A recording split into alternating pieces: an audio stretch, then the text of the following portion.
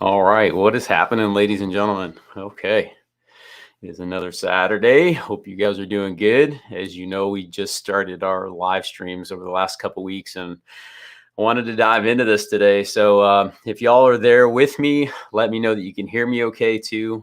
Been working through some of the technical challenges on this end, hoping the picture's sharper than it was last time as well. But would love to know where you guys are calling in from, where you guys are at today, and then we're going to talk about what's going on with this market because man, the amount of phone calls that I'm taking in regards to what is happening, is it still a seller's market? Is it shifting? And, we're going to get into a lot of these things here in a minute because it is definitely a question that is on everybody's mind in this marketplace. So we're going to get in there some headlines that I know, that are out there screaming that the ride is over and, bubble has been searched way more recently than it has, but we're going to get into what's going on specifically in Tampa today. And then, where we think the market is headed and, is it still a good time to sell? Is it still a good time to buy? Where are those things going to be? We're going to talk about some cool stuff happening in Tampa as well. And that's the thing I want to be able to do on these live streams with you every single week is just talk about what is happening, right? Because at the end of the day, markets are up, markets are down.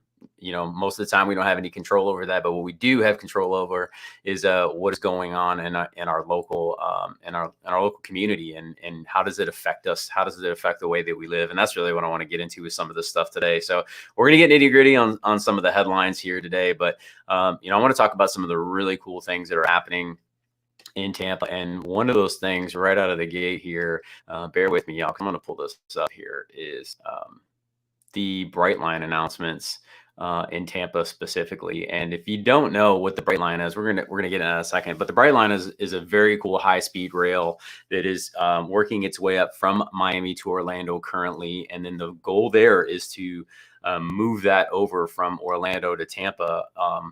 And that's going to do a lot of really cool things.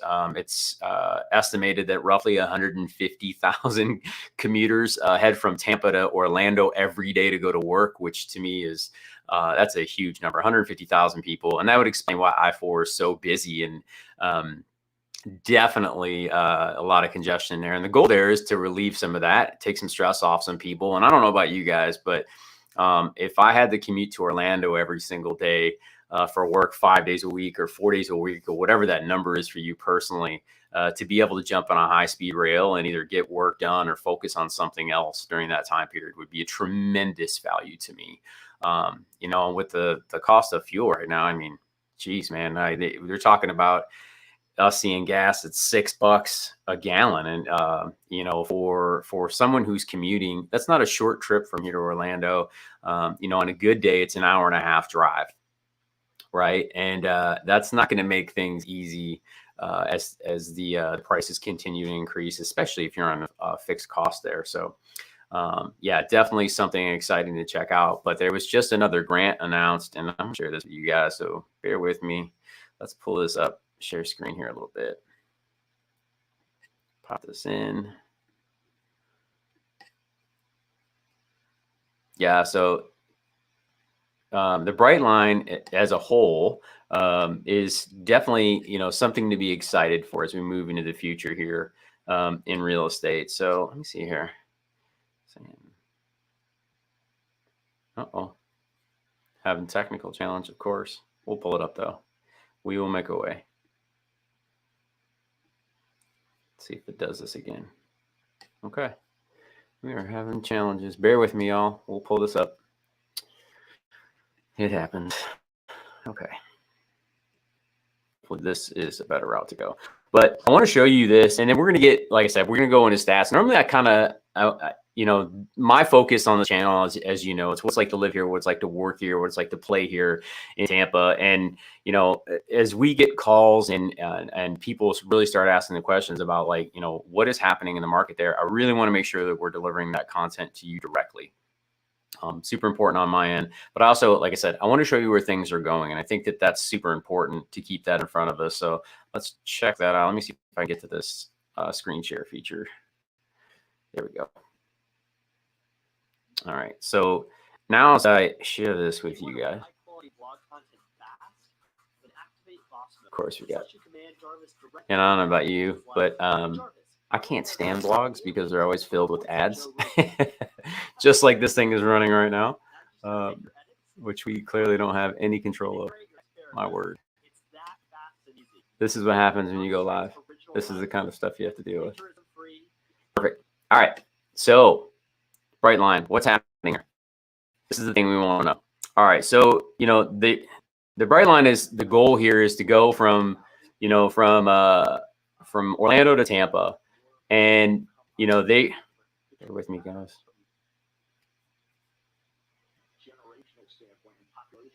So sorry about this. We got blogs open and they're just playing videos in the background, making crazy. All right.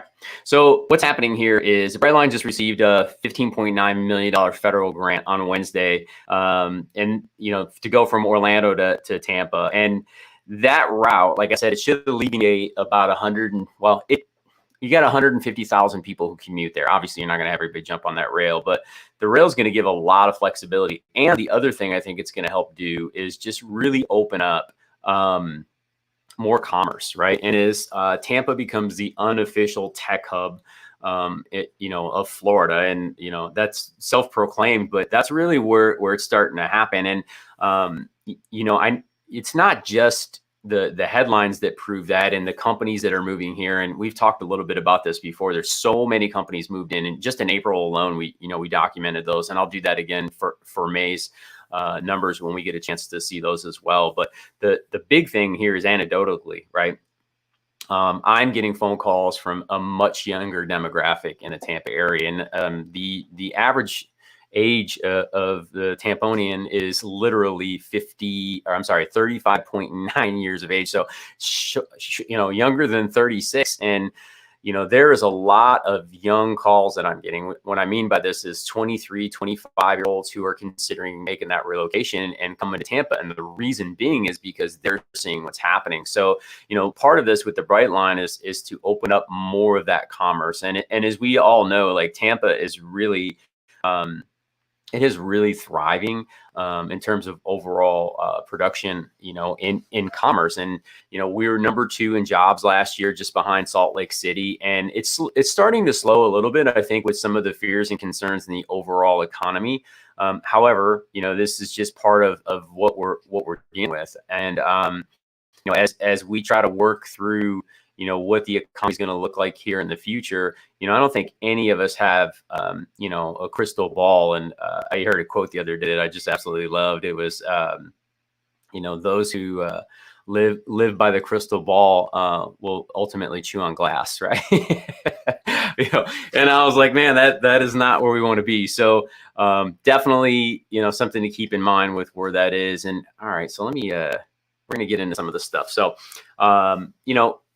again, what I really wanted to focus on today is those numbers. And what I like to do with everybody here, y'all, is the dog is speaking up right now.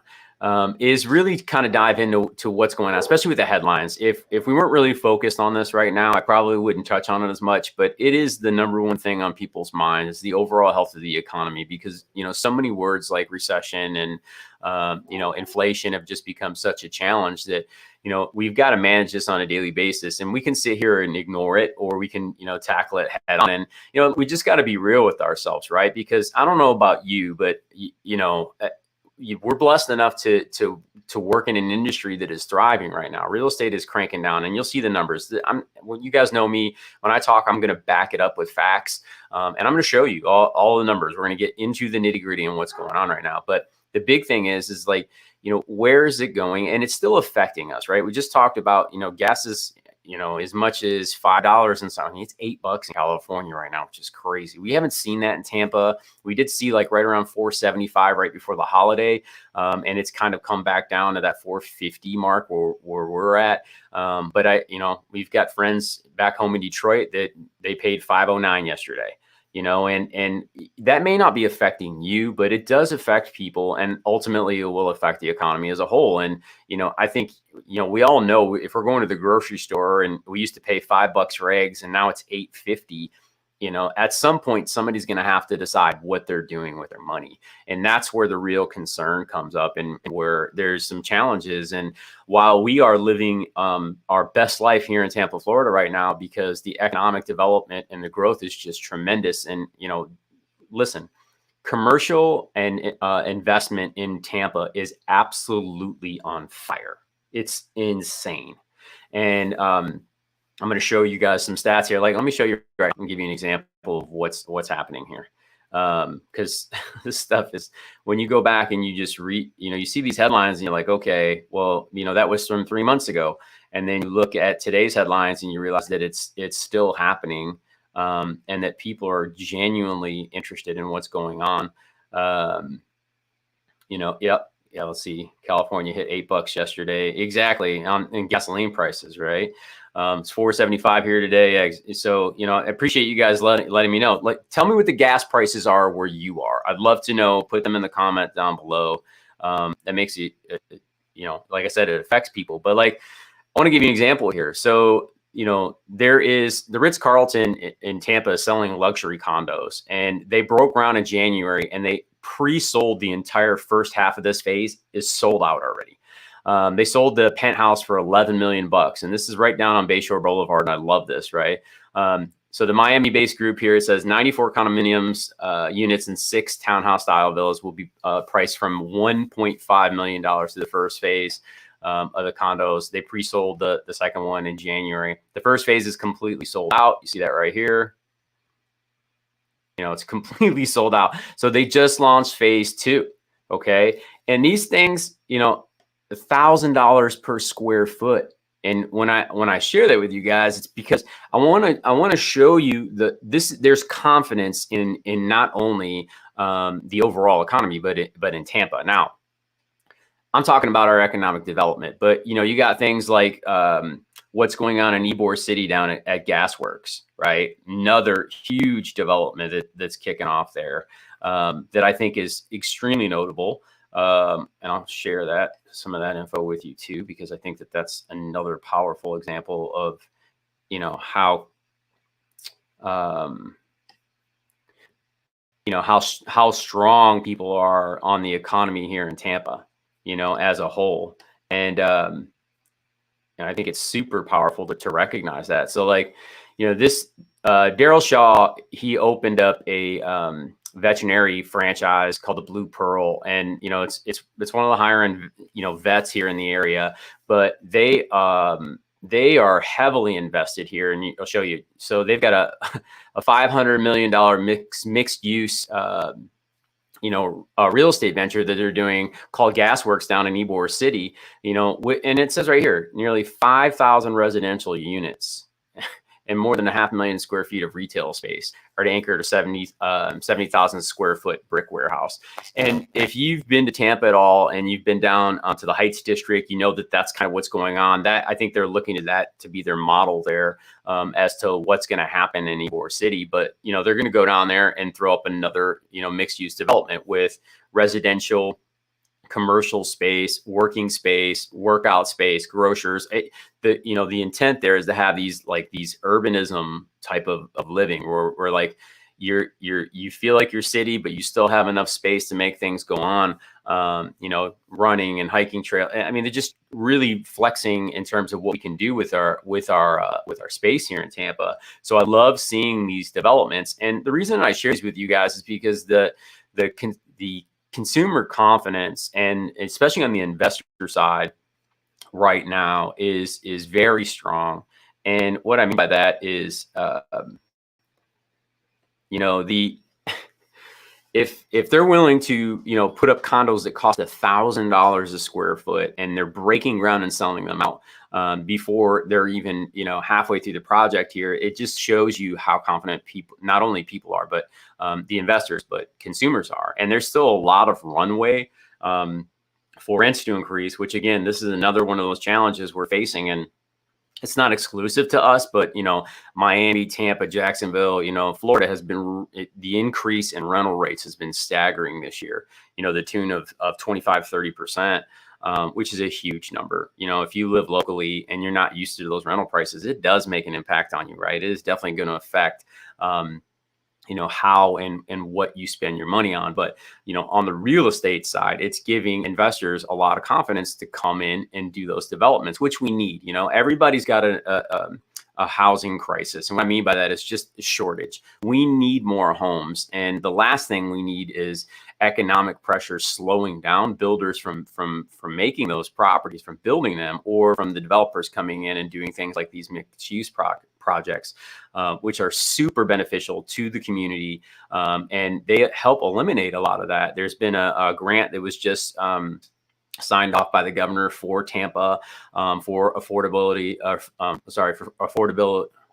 home housing projects, which we need more of that. And we need more of luxury. And I'll show you the numbers why, because it's insane. To give you guys perspective, I was with clients down on Lakewood Ranch, which isn't Tampa, but it's just south. And if you're interested in moving to areas like Wesley Chapel, then you're also interested in areas like Lakewood Ranch. And I was just down there with clients this past week. We're writing offers in the $1 million range on properties that went up, that got listed that day and are going off the market that day. So the velocity at that high end is still there, but we are starting to see some price compression. And that's the stuff that we're going to talk about a little bit when we start breaking in these numbers. But hey, I would love to know, first of all, where you guys are watching currently. And then also, is this the type of information that you guys like to see? Because if I'm going to do these live streams, I want to make sure I'm delivering content that you find both valuable and important.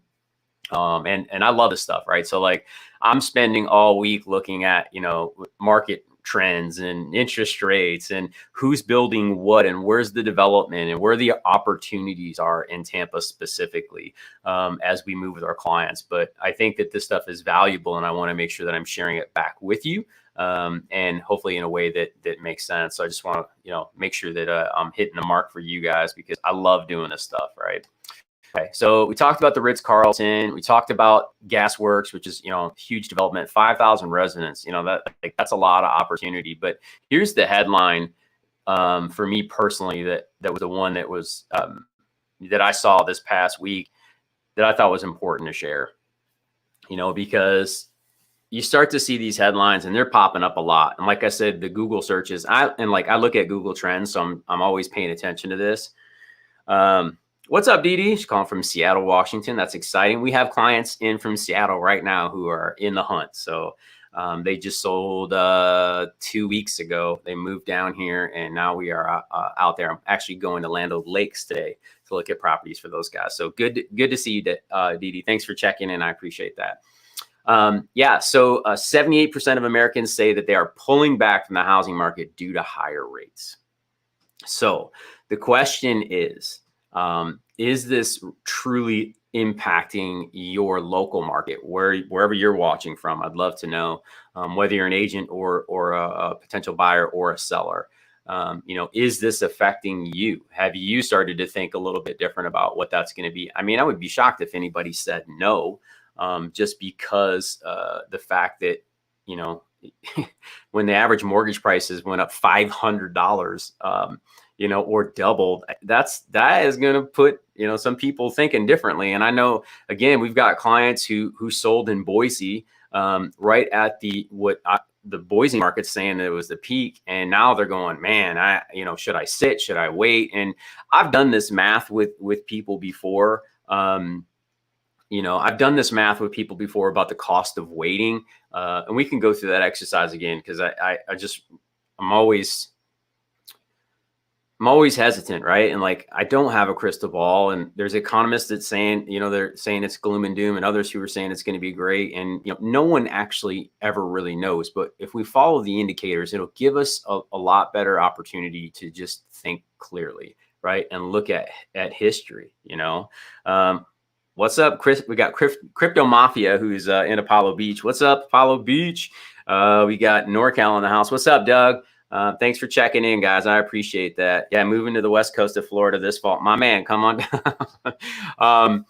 So you see these headlines and you're like, okay, well, what does that mean? And then you start to hear things like, well, foreclosures are up and prices are down. And that those things are all true. Well, I'm going to show you the numbers here. They're not true, but they can be true, but they can also be very misleading. And we're going to get into some of those numbers today. But I found that interesting. So locally here, I want to show you guys what's going on locally too. Cheers, my man.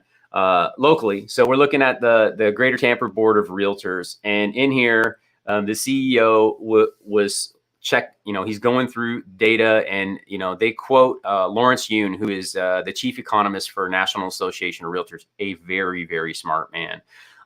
Somebody I really love to follow because he's been very accurate on a lot of his predictions when it comes to housing, which I love. And he works hand in hand with companies, with education departments like Harvard, and where they're really focused on really trying to understand, what's going on with the market, what we can expect, what we should expect. But I love this. It said in a recent NARS, chief economist Lawrence Yun said higher mortgage rates have increased the cost of purchasing a home by more than 25% compared to 2021.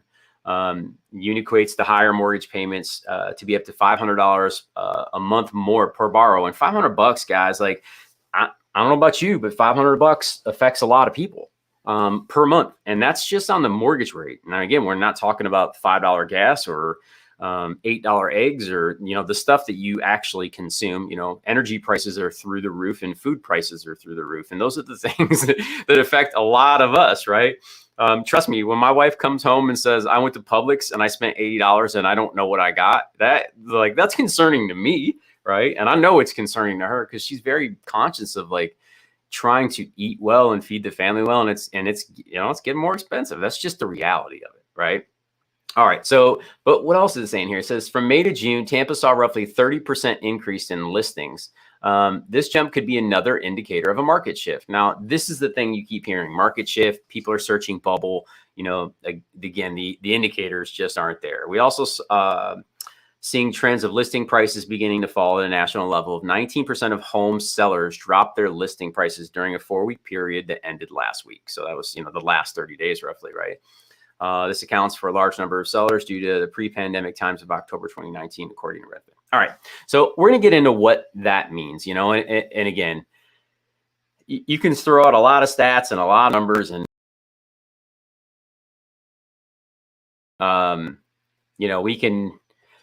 I can try to spin doctor this 6 ways from Sunday.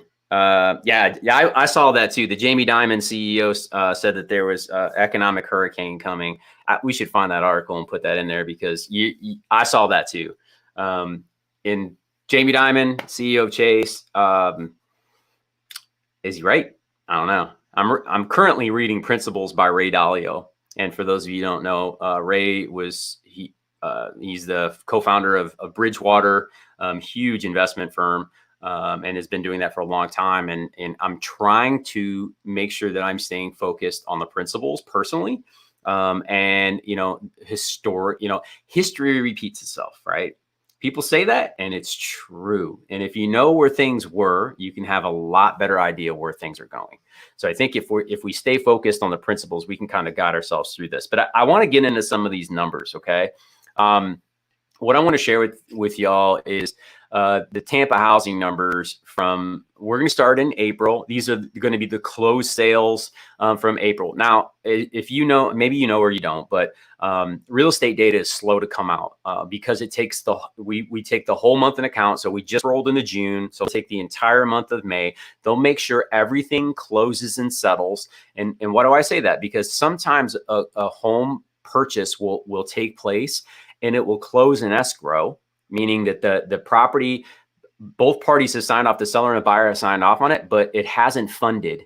And until it funds, it doesn't technically exchange hands, and it needs to be recorded with the county. So it takes time to get that data. Typically, you see that information usually about midway in the month. So we won't see that until another 2 Saturdays from now with me.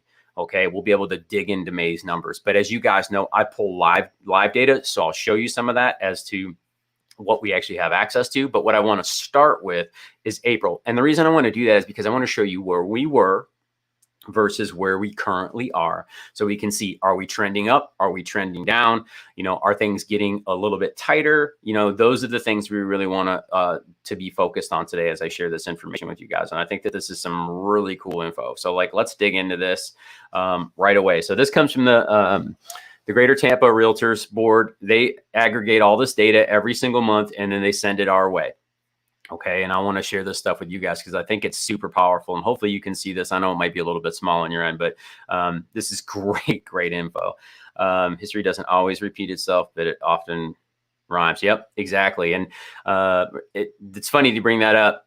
And I'll pull up this comment. Because one of the things that Ray said in this book, Principles, that I really respect and appreciate, he said, we're often history repeats itself, but it doesn't usually look exactly the same, right? And we're really bad at predicting what that repeat it looks like. So this is a great point. I'm glad you brought that up. It's awesome. All right, so let's get into these numbers, because I want you guys to see when you start to hear these numbers. People have been talking about the Tampa Bay market falling apart for God knows how long. There's an entire YouTube channel that has been beating that drum for 7 years that we are in a crash. It is literally there. And while I think that there's actually some really good content on that, I am not Chicken Little. And I just showed you 5 reasons why people are still super long on Tampa. But what I want to get into is actual data. Okay. So when we start looking at these numbers, the first one is closed sales. That's what this tab is here. Closed sales, April 2022 over April 2021. So there are 4,219 closed sales. That was down almost 15.5%. Okay. Well, the first question you're asked is why? Well, we don't have the inventory. So it'll show that out, right? Here's the other thing I want you to take note of. This is why this market is still crazy competitive, and why buyers have been ridiculously frustrated for a long period of time. The properties that were paid in cash, okay, in 2022, 1,403, and 2021, 1,342, a 4.5% increase in paid properties, okay, in cash.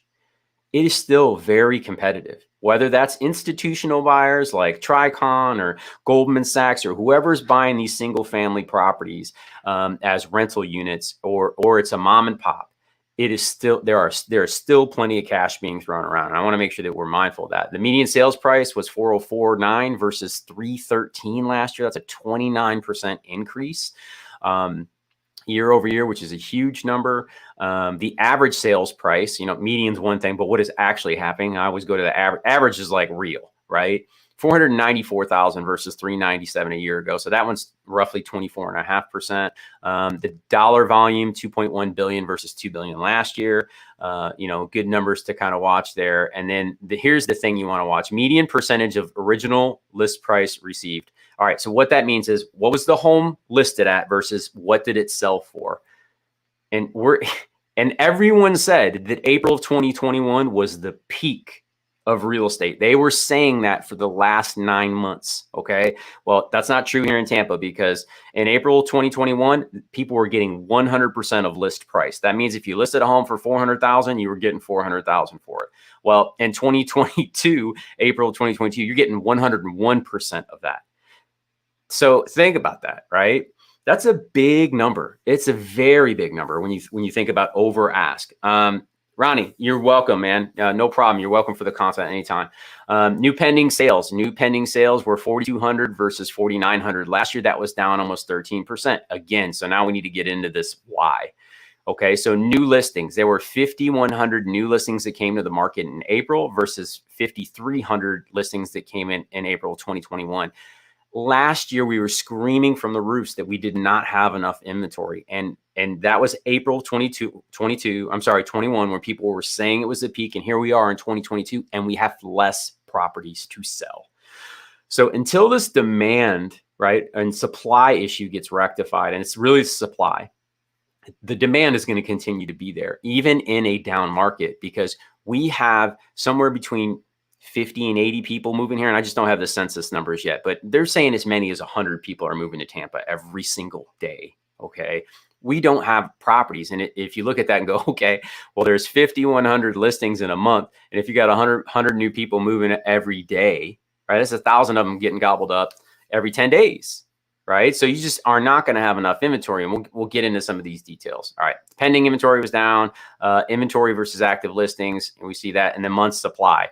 Okay, so here's where things start to get a little bit interesting. Okay, in 2021, we had 0.7 months. Now, what does that mean? I hate all these stats can just trip you up. Months of supply is literally that. If we did not list another home for sale in the Tampa Bay market in 2021, April of 2021, we would have run out of properties 70% of the way through that month. Okay, meaning in April, if no one listed another property on April 1st, right, by the April 21st, we would almost have no houses to sell. There would be no inventory left. A balanced market is 6 months in theory, right? That would mean you've got as many sellers as you do buyers in the marketplace, in theory. Okay. We have not seen that market since like 2014, just so we're aware. Ronnie moved to Clearwater from New York in 2019. Still renting. Love the area. Okay. Ronnie, thanks for timing in, my man. I appreciate that. Yeah. So, the inventory crept up, but when we see that number 0.08, so we went from 0.07 in 2021 April to 0.08 in 2022. Guys, that's not enough inventory to feed the demand that we actually have going on in the marketplace here, right? So I love sharing these numbers with everybody here just to kind of keep in perspective. But here's the other thing I really want, and I think you guys should take to heart. You hear these crazy stats like foreclosures are up 900%, all this nonsense. And I dove deep on this on our last live, where in an average year, the United States was foreclosing in the United States. There would be somewhere between 280,000 and 300,000 foreclosures on average. The pandemic we weren't allowed to foreclose on people, right? So it went the other way entirely. 30,000 or 40,000 foreclosures last year. Don't quote me particularly. Go look at the numbers. But it was somewhere between 40 and 30,000 over the last 2 years. That's nothing. And then when you hear these numbers about foreclosures are up 900%, and then I went and checked these numbers out because you can check out this data. Well, it turns out a majority of the properties that are in default were in default prior to the pandemic beginning. And they've been propped up falsely this entire time. But let's look at actual numbers, okay? So closed sales, median sales, we saw that. Now here, foreclosures and REO, real estate owned, okay? In April of 2021, there were 38 foreclosed properties in the greater Tampa Bay area. In April of 2022, 21. 21. It's going, that's a decrease of 44%. Now, is that an increase or a decrease when it comes to foreclosures? Let's go down to short sales. So this means somebody who is upside down in theory, right? They owe more than their property was worth. There were 21 short sales in April of 2021. There were 6 in April of 2022. Where do these indicators lead us, y'all? Right? Where are they taking us? To me, it's quite clear. It's quite clear that the gloom and doom, the beating the drum is not there as of now. Okay. Now, can it come in the future? Absolutely. Juan doesn't control that. None of us do, right? Only thing we can be focused on is what is happening now. Okay. So you look at these charts, the median sales price, this is looking back to 2018. You start to see some of these numbers and you can see this increase has been just tremendous here in Tampa. Let me see here. What are we looking at? The marketing details. I want to get a little bit more granular with you guys. Again, cash sales. I love this one. This one is, and this one's the one that hurts my heart too, because here's where I thought we were starting to get some relief. Okay. And this is cash sales. And we just talked about cash sales being 4.5% of April. But what I want to see is where's the trend? Where is this trend going? And this is where we want to stay focused on, because when we look back to April 2021, which is where we're comparing year over year, right? The cash sales in the month of April 2021 were 1,342. It was a 125% increase over the prior year, 2020, right? And if you look at this chart, 125%, May was the peak, 147% increase in cash sales year over year. And then this trend starts to go down, and it still is. And why is this important? Well, there's a lot of questions that it makes me ask. Like, are we finally starting to get to the point where the second homeowner or the primary homeowner or the investor is starting to get tight with their cash? because as we look at the 71%, 68%, 43, 71, again, it had a jump, 35, 40, 23, 9.7, 4.5. I'm very interested to see, are May's numbers higher in cash sales, right? Or are they still trending down? Now, the property numbers are up, but the percentage is starting to decrease. That's a trend. That's what I'm looking for, okay? So I really want to stay focused on these. And then underneath here, you can see the percentage of cash sales closed. Now, these numbers are nuts. You know, you start looking at percentage of cash sales paid in cash. So 2021, I love it. In 2021, April 2021, 26.9% of all the sales were in cash. And then you can see these trends. It started to get up over 30%. February of 2022, 33.1%. March 2022, 32%. April, again, 33% of all home sales, cash. So when you look at who is buying these properties, okay, now, from the numbers that I dug up, about 18% of all homes in Tampa have been purchased with a corporation. Now, whether that is the big, it's the Republic, right? Or the big bad, Darth Vader and the emperors, Goldman Sachs, whatever you think about those guys, or it's a mom and pop that bought their first investment property, right? These numbers are something we need to stay focused on, right? We really need to take a look at this. And I'm just looking at some of the comments. Doug Stone says, this is my third time at the rodeo. Be one more year and a couple hundred more basis points to put the brakes on the permits. Yep. Then we'll see inventory rises. How do you think of bailouts? Let me share this with you guys, because I know I start to read these things and I realize it. Then we will see inventory rise as investors and multi-homeowners bail out. Yeah, and to be fair with you, Doug, my investor clients, and I would put most of them in the category of mom and pops. These are individuals who are buying their first or maybe their third or fourth investment property, whether that's from New York or New Jersey or wherever they are, but they're investing in Tampa. With commercial interest rates at 6.5% or 7%, it is definitely changing our business strategy, right? They still want to be in because they believe in, they've seen their rental rates increases and they believe that still has runway, which I believe it does as well. But they are definitely moving from, price point A to price point B because they've been affected, right? So really good, comment there, something to take hold of. Let's see, got another question here. Crypto Mafia, do you think it's better than cash programs like Ribbon or programs like Divvy could be propping up the cash trends? Yeah, but they're not a high enough percentage. These programs are really interesting. What he's referring to is there are banks right now, lenders, whether they're private or publicly traded companies, where they're coming to let's say a conventional buyer. Let's say that you are trying to purchase a home here in the Tampa Bay area, and that your price point is $600,000, which is like one of the most competitive price points. That median, like 500 to 700 in Tampa, it's very difficult to get a property if it's in a really good property, if it's an A property. These programs are coming to those buyers and saying, hey, you know what? We will act as a cash buyer on your behalf. Okay. You will pay us either a fee in the amount of a basis point, meaning like if the property, costs $700,000, they get a $7,000, maybe it's 1 point or 1.5 point. There's those programs. There is a company that hit me up this week, and I'll find some details and share it with you guys next week, where they're not charging a fee. And it's because they're servicing the loan, meaning that they're going to be paid on the interest on the back. That's how they make their money. Or they're selling that loan in the secondary market. We don't need to go. I'm sorry. I'm trying not to nerd out here.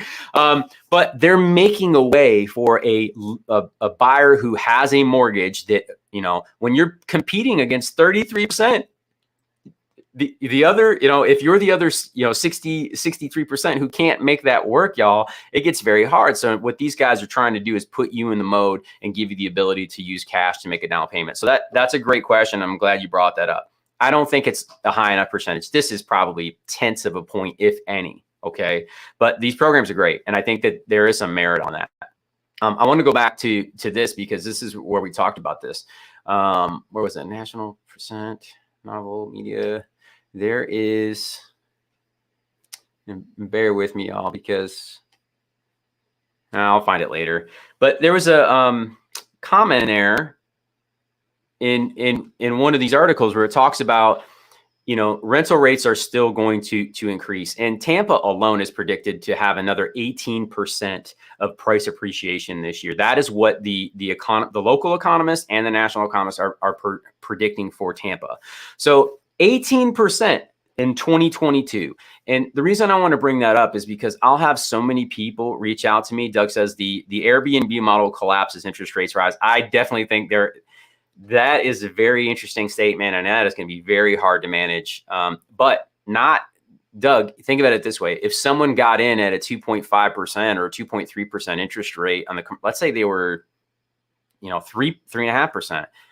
I mean, as long as people still travel, and they are, that market should be propped up. But trying to get in at 6.5% or 7%, I don't see how people can make that work.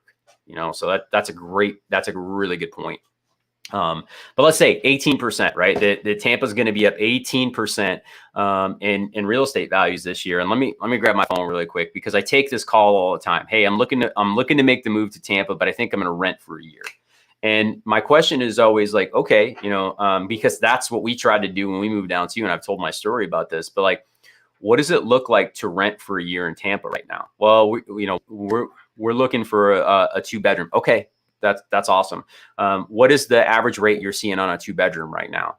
And it's right around $2,000. Okay. So we know that 2,000 times 12 is 24, right? So we know that the cost of renting at a minimum is $24,000. And we just saw that the median price point in Tampa was $490,000 on a 3-bedroom, 2-bath home. Okay. So 490,000 times 0.18, which is 18% appreciation, which is expected. And we're going to be more conservative, but I just want you guys to do these numbers with me. So we've got a $24,000 annual rent. That's the average right now. Could be way more if you're renting a single family home. But let's say you get a 2-bedroom apartment and you get it for $2,000, which is also super cheap. And then let's say that Tampa gets its 18% on the average of 490 today. That's $88,000 in equity. Okay. I'm sorry, in price appreciation. So between the 88.2 and the 24,000, right? That gives us a total of $112,200.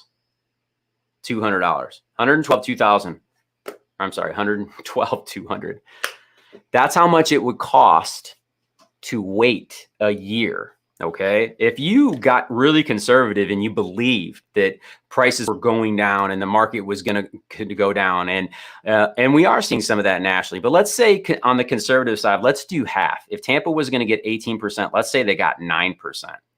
All right. The median home price right now is $490,000. So if we do that times 9%, that's still $44,100. Then you add the $24,000 in rent that you were going to pay for the year, right? And then that gives us a total of $68,100. That's the cost of waiting. And that doesn't even include your mortgage pay down.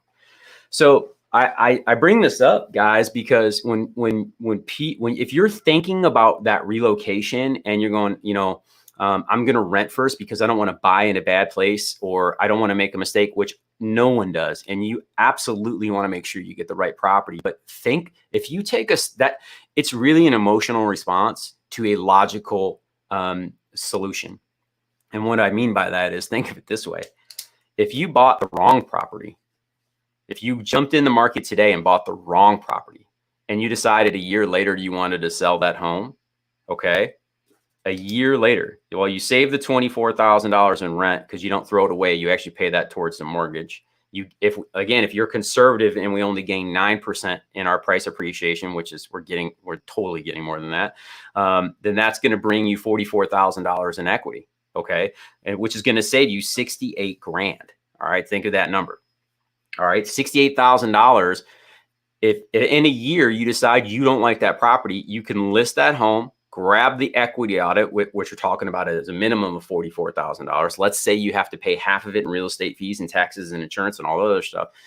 You still walk away with $44,000 to the good between the rent savings and half the proceeds. So I walk people through this number so they can make a qualified decision for themselves, because I thought that way too. Well, it's safer to not make the mistake of buying the wrong place. But when you look at the cost of not doing anything, the lost equity, the lost of rent that you're never going to see again, it's really expensive. Now, there's a time and place for renting. I told it, if you think you might have to move in 5 months, or mobility is, you covet mobility, meaning like, I don't ever want to be locked into place. Some people just don't want to be locked into things, right? Then maybe that's a really good idea for you, right? It could be a really, really good idea. So I just wanted to make sure I covered some of that stuff today with you guys. And then I want to dive into actual numbers. And I know this is I'm total nerd out here. So bear with me. This might be boring to some and others might really enjoy it. But for me personally, cost to sell, not sure I agree, unless you're planning 10 years. Yeah, Vince, in a normal market, 2 to 3% price appreciation, I would tell you, you're out of your mind if you were ever considering selling within 5 years. But we're not in a normal market, right? When you're losing 2 to 3% in price appreciation every single month, the numbers do bear out. And I can run a net sheet for you guys live and show you why. But it's a really good point. And what I think ultimately you're getting to with this statement, and I could be wrong, so correct me if I'm wrong, is really about, are you speculating? And this is, you are spot on with this, Vince. And I don't ever recommend anyone speculate with their primary residence. It's one thing to speculate with investments that you feel comfortable speculating with, right? I'm not your CPA. I'm not your financial advisor. That's not my role. But when you do math, you can start to solve this problem really quick. Vince, there are people who called me 18 months ago. They're like, I'm going to wait this out because the market's going to crash. There are people who said that to me 4 years ago, right? That could have double or tripled their wealth now, right? So I just want to make sure that you take that into account. And Juan doesn't have a crystal ball. Could this whole thing melt down? Yeah, man. I mean, it could. But when you look at the historical charts, which we showed last time we did this, over time, if you're in that property, like you said, 10 years, right? You're going to win real estate. So I appreciate that. And I understand where you're coming from. And again, this is not about speculation. It's just about looking at numbers. If you want to do this, at some point, you've got to buy chips so you can sit down at the table if you want to play poker, right? So just for perspective on that, that's a great point. And Vince is coming from a really good spot in terms of speculative plays with personal real estate, because I 100% agree with you on that, Vince, just so you and I are on the same page. But what I want to do lastly is get into some actual numbers I want to show you. So we showed you what was going on in Tampa, from a housing perspective in April. Well, things change, and they can change very quickly.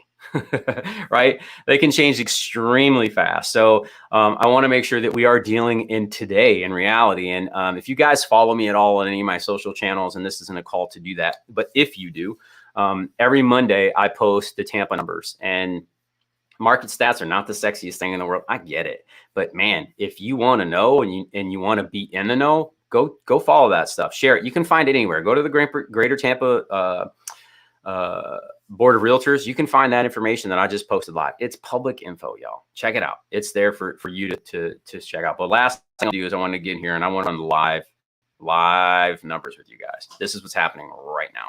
Okay. Hopefully you can see this market watch here. This is our daily. How I have this set up is it's set up for 3 counties. It's Pinellas County, Hillsborough County, and Pasco County. And for those of you that don't know, Pasco County is to the north of Tampa. Hillsborough County is where Tampa is, and Pinellas County is where the beaches are. So that Clearwater, St. Petersburg area, Dunedin, Safety Harbor, those types of things. And then to the north, Pasco County is one of the fastest growing counties in America. I think it is the fastest growing county in America, which is crazy. But people are looking for new. There is lots of space out there, so it's being built up in that area out there. Okay. So I want to get into the market watch here, because this is one of my favorite things to look at. I look at this every day. Why? Because this is that leading indicator. Where are things going? Where versus where they were? Okay. So the last 7 days is what I'm always looking at here. And then we'll go run numbers in the last 30. But last 7 days, we got 1,355 new listings. Guys, that is 3 times as much. It's almost 4 times as much as we were seeing even as little as 45 days ago. So listings are starting to prop back up. But I want to temper this, because that number needs to be somewhere between 4 and 5,000 to get us to back to 2018 real estate. Okay, so I want to keep that in perspective. Price increases. There were 152 price increases. Why do price increases occur? Well, there are different reasons. Maybe a seller had a property in the market and they came in and painted it or changed the bathrooms, or it was listed low. They got a whole bunch of demand on it and they raised the price. There are different reasons why these things can happen. The price decreases. This is something to take note of, because there were so few before. 844. That is up. It's a number that's probably tripled. Is it enough? No. Where is that coming from? Now, here's what I want to dig into. When you start hearing these numbers, like 8% of the market is, or 19%, that's what the number we saw, right? Price decreases. Where we are starting to see this softening in pricing in our local Tampa Bay market is this: the make me move sellers. And what do I mean by that? A make me move seller was somebody who most likely watched their neighbors sell their house for the most amount of money that they thought they would never see for that property. Let's say they were living in a home that they purchased 30 years ago for $130,000. And now they're seeing their neighbors sell for $700,000, $800,000. And they see that number and they go, you know what? I want to list my home and get that money too. So they see a home sell for 700 and then they list theirs for 725. Well, that's great, except for one little thing. These types of homes, when I say make me move, typically are somebody who hasn't done anything to the property in 20 or 30 years. It might need a new roof. It might need new windows. The bathrooms and kitchens probably haven't been updated. The flooring hasn't been updated. These are the things, right, that really affect those numbers, because now buyers are starting to go, well, wait a minute. I'm starting to get more options, Mr. Seller, right? A month ago, you were the only house within a 3-block radius, right? Now there's 3 houses on the street and yours is not the best, right? So we're starting to see that pushback from the consumer. And that, I think it's great, because we're starting to get into a balanced market. We're no longer in the days of, if it has a pulse, it's going to sell, right? And as a real estate professional, I am grateful, because that's stuff that is not good for anybody, right?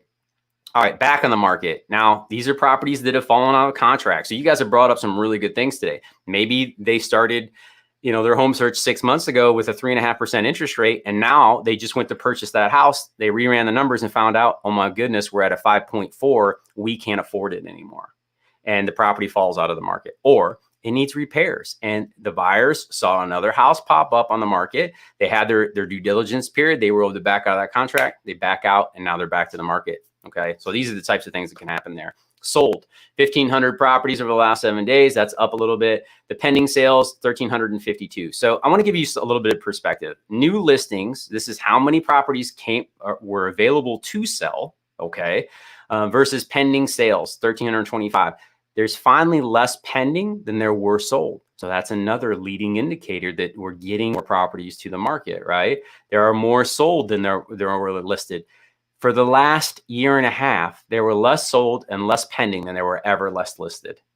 So we just needed so many houses to come to the market. So I love that stuff, that we're finally starting to see some numbers there. Let me go down to some of these comments real quick. GDP numbers fell for the first quarter. We have another quarter, the negative numbers that will be technically, we're going to be in a recession. I mean, I'd be shocked. Crypto, if we weren't in a recession, from a numbers perspective. But keep in mind, we were in a recession in 2020 as well. In real estate, they go up. This isn't about me like beating my chest about real estate. I'm just looking at the fundamentals, right? When you look at the fundamentals of real estate, they are still extremely strong. Now, can they be pulled down by what's going on domestically and globally from the economy? They will be. It's not if, it's when and how much. Okay. The thing that, that I'm confidence in real estate, because as long as the stock market and the bonds are both down, people are going to look for safe places to put their money, right? So precious metals and real estate are going to be favored in that environment. Will it change? For sure. Absolutely it will. So great comments, man. You guys I love this when people are dived in. Fortune 500 are all cutting employees and projects. Yep. Yeah. There's definitely pullback and concern, right? So I think these are fair points and they need to be brought up. Again, leading indicators, right, Doug?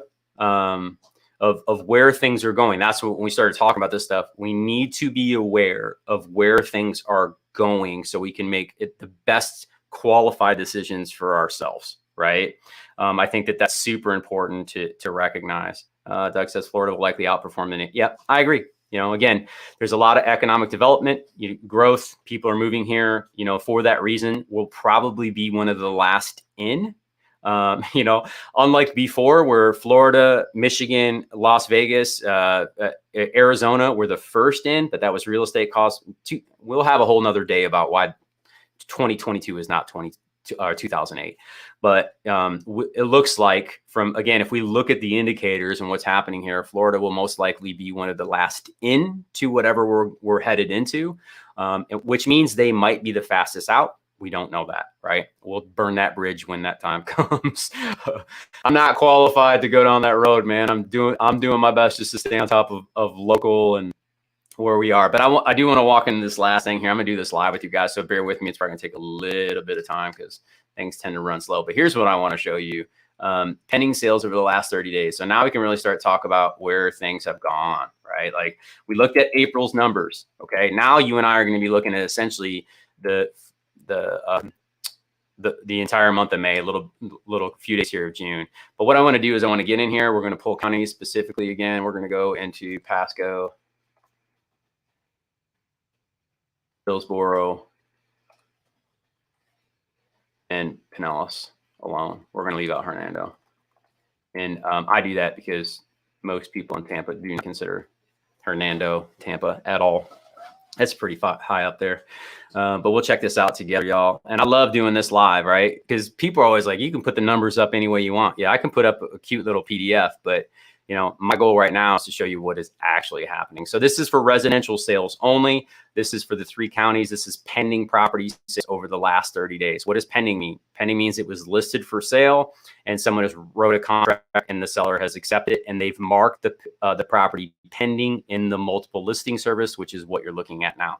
Okay, I'm going to pull this. We're not going to look at each one of these individually. I'm going to pull some data for you. So we're going to run this stat really quick. All right, this is live. So I love this. This tells me a lot more about where things are going. Okay, here's what we want to be mindful of. All right, we look at status. There's over 5,000 properties pending currently, which is really good because over that period, because we weren't. There was at one point we were like 1,400 pending sales over a month, which is just not enough, guys. But let's look at this. The average home that was marked pending in the Tampa Bay area, so Hillsborough, Pasco, and Pinellas County, was a 3-bedroom, 3-bath, 1,743 square foot home, and the list price was $480,000. Now we don't know what the sales price is because it hasn't closed, but we know what the average was. So it was listed at $480,000. That was our average list price. Days to contract was 20. Average days on market. So this is where we want to look at. Average days were 14 days on market in the month of May. Y'all remember looking back at our chart? Let me see if we can go back here to days on market.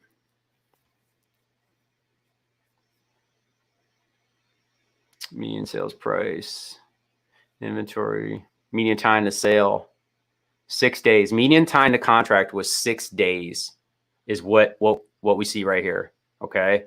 It was 6 days in April of 2022. And now as we come back over, the median time days to contract was 8.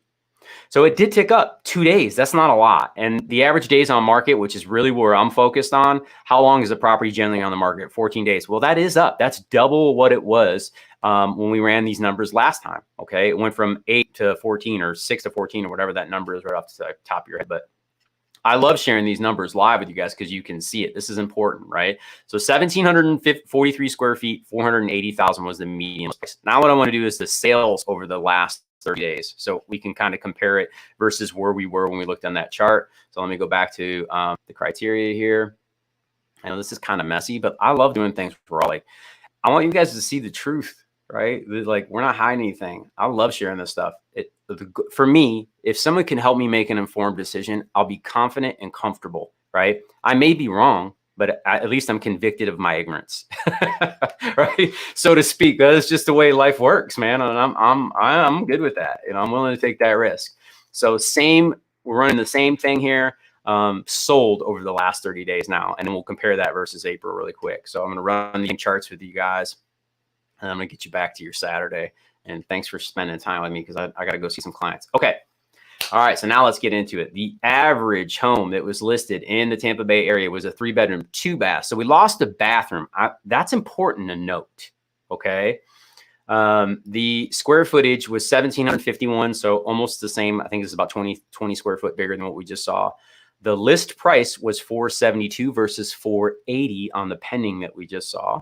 But let's check it. What did they close at? Because now we've got sales data. Well, they were listed at $472, and the average home sold at $477,000. Okay, interesting. The average days of contract was 19. The average days of close took 65. I'm sorry. Yep, average, the median's 45. 45 days is roughly, that's an average cycle. You're going to get used to seeing that. Days on market, 14. That's identical to where we just were.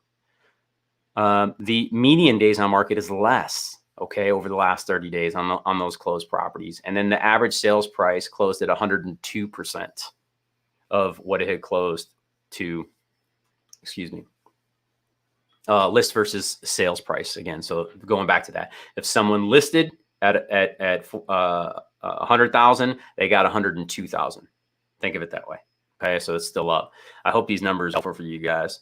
I love sharing about this. There's more I wanted to cover, but I agree that, on this statement right here, Vince, a pullback can be helped. Vince, I have hated the market over the last year and a half. And why do I say that? And I'm going to be serious talking to me. I'm going to be transparent with you guys and just be real. There's nothing less attractive than someone having to make a decision when they're desperate.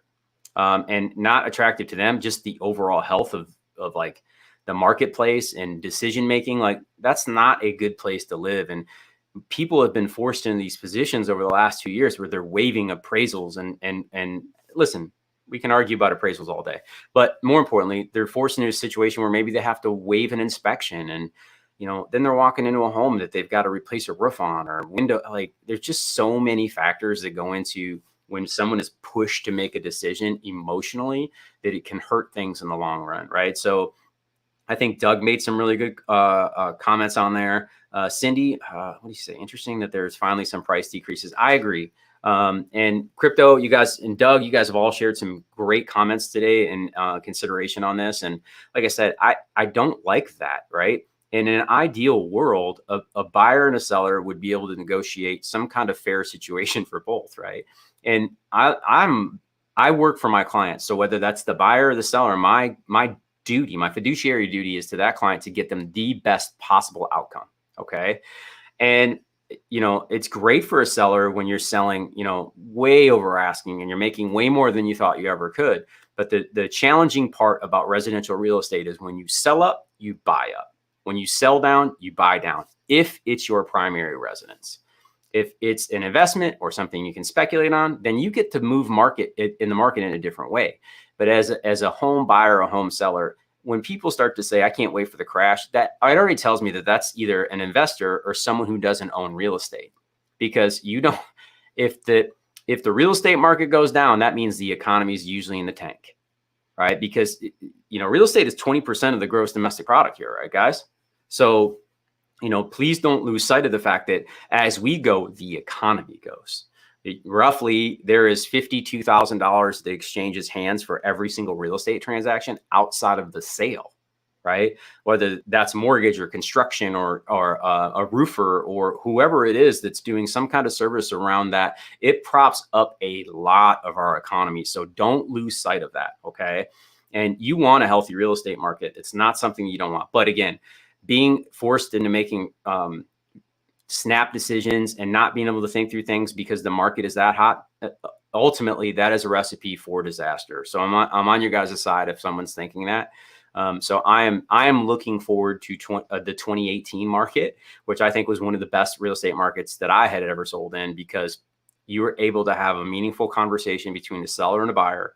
neither party was held hostage because of market conditions. And they were able to come to a fair agreement between the two parties. And in residential real estate, where typically the seller is going to go have to live somewhere else, that is it's a great place to operate from.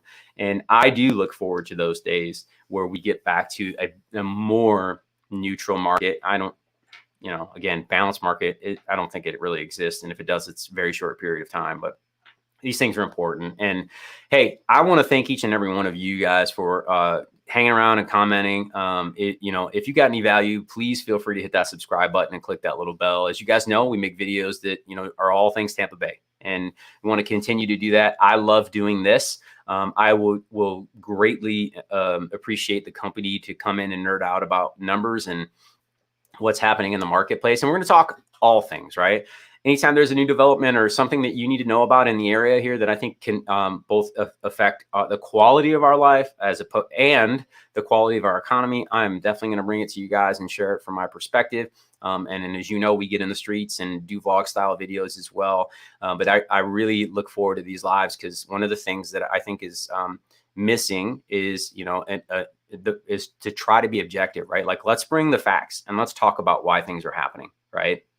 And as you guys can see, I'm not afraid to share the numbers, and we can like we talked about it before. You can make data, you can take data and you can put it on any side of any argument. And that's both a blessing and a curse, but it's the reality of it. So I hope you guys got value out of this. We will absolutely do this again. I'm going to try to do these on Saturdays as much as possible. I might start doing some of these during the week. Another thing that I'm going to do on these lives, I'm going to start bringing professionals on. And what I mean by that is, like, there are things that are affecting our market wholeheartedly right now, like insurance. Insurance in Florida is a huge, huge point of interest right now, because there are insurance companies that are defaulting because of fraud on roofs, right?